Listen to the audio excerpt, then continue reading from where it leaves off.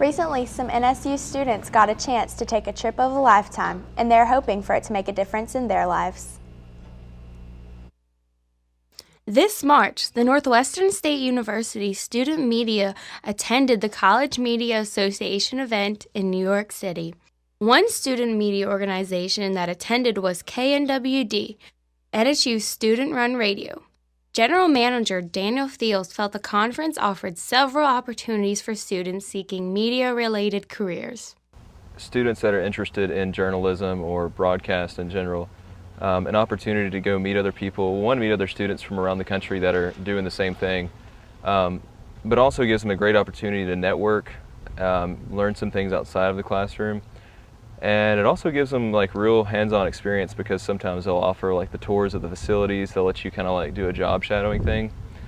So really it gives students the opportunity to see like the bigger side of media. As general manager, Thiels got to learn tactics used by other student leaders to improve KNWD. Some things that I've learned from the conference, there's a lot of with broadcasting, there's a lot of legal jargon and stuff that you have to follow, whether it be if you're a commercial broadcaster or if you're an educational broadcaster. And some of the workshops really helped clarify some of the legal terms and the guidelines. So that was really something that I was able to bring back and explain to the staff so we can all be on the same page with it. Student media organizations also improve interstaff relations by spending time working and learning at CMA NYC. One thing that we could improve on is just communication among student media to work together better, because each student media, I believe, has its strengths. And if we just really focused on those strengths between the student media and work together, we could do so much more than we have done and create a better program. CMA NYC also offers design and layout seminars for graphic designers who work for student media at Northwestern State University.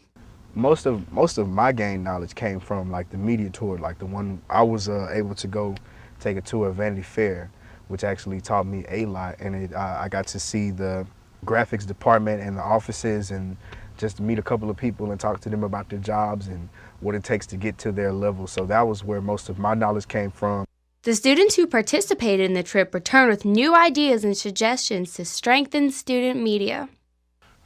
We learned a lot of design tricks to make our stories bigger but not fluff them up. We learned how to make them more appealing while increasing their size. I think a great example of that is our front page spread on Unite to Fight. I think that's probably one of our best front pages ever. I learned in New York City that one, you have to have a bigger mind frame when it comes to your work and when it comes to branding yourself, branding the company that you work for, whether it's the school radio station or the school yearbook, or if it's just you freelancing and trying to make your own money. So, for more information on joining student media, please visit the KNWD office on the first floor of Kaiser or the Potpourri or Current Sauce office in room 225 on the second floor of Kaiser. For NSU TV, I'm Olivia Martzell. Fundraising is a large part of every Greek organization, and one held a big event Tuesday night. Here is what happened. FIMU hosts several different philanthropy events in the year, but the biggest event was held this past Tuesday in Prather Coliseum, Farrah Bradley Bingo.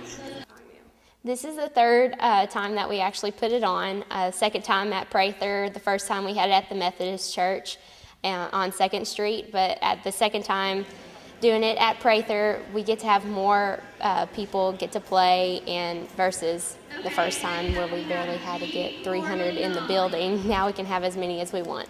There are many challenges to overcome when putting on such a big event. Well, I would say that just getting food donated, raffles donated, getting the bags there on time. I just feel that, Natchitoches has a lot of businesses that want to donate. It's just up to us to go to the businesses and get those donations, because that is just the hardest thing to do, to just sell all those raffles, because you get so many, but you don't know how many to put in a basket. It's that I feel like would be the toughest part of it, is to just figure out how many raffles you want to sell and how many you actually have on that table. So I feel this year we have 10 raffles, and we're doing it every round, so it'll give everybody a chance to buy a dollar raffle and then get the raffle. So The money raised during the events helps many needy children. Vera Bradley Bingo is a way that we can raise money for Children's Miracle Network, which is FIMU's national philanthropy. We give 100% of the donations or any of the ticket sales or the raffles that have been sold at Vera Bradley straight to Children's Miracle Network, which our Children's Miracle Network hospital that we actually give to is St. Francis Cabrini in Alexandria. For more information, please visit children'smiraclenetworkhospitals.org. For NSU News, I'm Olivia Martzell. The College of Creative and Performing Arts is always trying to raise the bar in their productions, and their latest production will not let us down. NSU News has the story. Northwestern State Department of Theater and Dance opened with the second show of the season this past Wednesday. There are a lot of different factors as to why productions are chosen here at Northwestern. I just think it's a really fun play about, mixed up lovers and, fantastical creatures, and I thought it would be really fun, and I thought the community would really like it. Lewis decided to change the way the play is normally performed. That's a good question. In the play, Oberon and Titania, the king and queen of the fairies, they're fighting over an Indian boy. And so kind of it stemmed from there, and I thought, well, what would happen if the whole thing took place in India and they had snatched this little boy? And so it kind of has grown from there. Directors and actors worked hand in hand when performing for roles. They've done a lot, I like them to get their lines memorized very quickly, so that's kind of the first thing that we've done is we kind of lay it down and then get them to be able to do it without a script in their hand, and then we've been able to add a lot to it. It's very physical, so they've been able to run around a lot and have a lot of fun. Many different challenges have been encountered by actors. I had the challenge of creating a character out of nothing, because even though Philostrate is prominent in his appearances throughout the play, at the beginning and the end, the lines are minimal. So when you have a small role, it gives you a lot of chance to work with the character, but there also aren't many lines to fall back on to create a character. Each actor prepares for their role individually.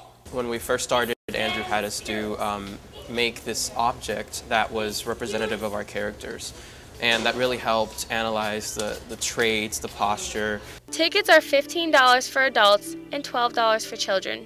It is free if you're a Northwestern, an LSMSA, or a Bossier Parish Community College student. The play will run from November 7th to the 11th with a matinee on Sunday. The play times are 7:30 p.m. and 2 p.m. on Sunday. For NSU News, I'm Olivia Martzell.